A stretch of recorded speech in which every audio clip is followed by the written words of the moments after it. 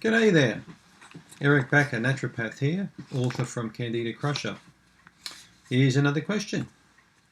Eric, could my excessive drinking be the reason I'm getting yeast infections? Well, have a good think about it. Alcohol is, in my opinion, one of the chief reasons why people maintain yeast infections. Have a think about that, one of the key reasons why people maintain it. I've seen thousands of people with yeast infections over a long period of time. And I find that if a person is resistant about stopping alcohol, it could well be one of the major factors why they can't get rid of their Candida yeast infection.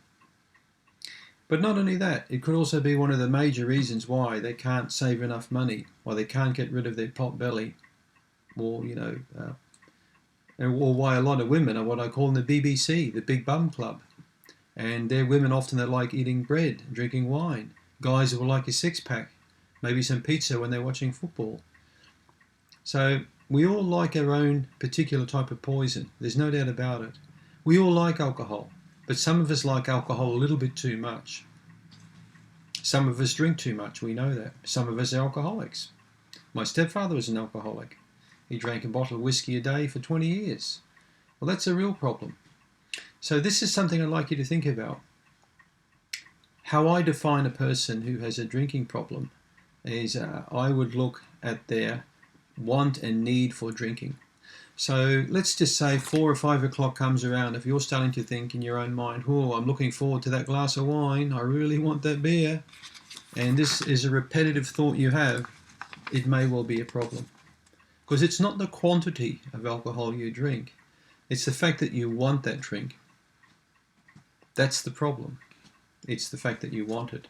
Now this could be chocolate, this could be alcohol, this could be a cookie, or in my dad's case, it could be ice cream. And some folks may eat, 5 or 6 scoops of ice cream per day and not see it being a problem. So it's the desire for that particular sweet food that will determine whether you've got a problem or not. It's an addiction. The addiction he's dealing with. And there are reasons why you have that addiction. Maybe you're not happy. I've written about eating for emotional comfort in my book. There are many of these sorts of things I've written about in my book to help you determine, whether you're eating for emotional comfort or you've got addictive personality. And these are the key things that underpin a yeast infection in many cases. I've not read about a lot of these in many books, but I've seen these things in a lot of patients, and that's why I've written about them. So in Candida Crusher, you can read all about addictions, emotional reasons for eating, and many other, of these factors. So if you think that you drink too much, you probably do. So a good thing for you to do is to stop all alcohol for a little while and to see how your digestion goes, how your jock itch goes, or your vaginal infection. And that's the key time to treat when you finally sever that addiction. I like you to tackle it slowly.